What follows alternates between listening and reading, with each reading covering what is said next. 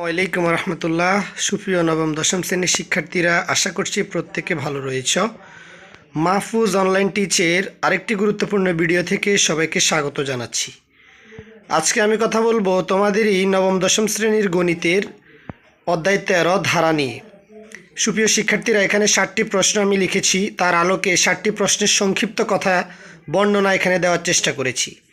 যেমন আমার প্রথম প্রশ্নটা হচ্ছে 4 + 7 + 10 + ধারাটির কোন পদ 181।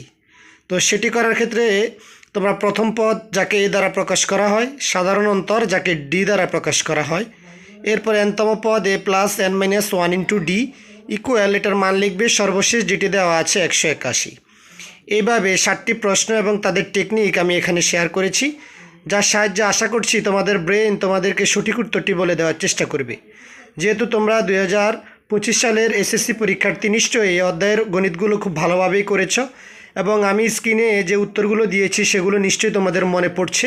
তার আলোকে এই 7টি প্রশ্নের সমাধান করবে।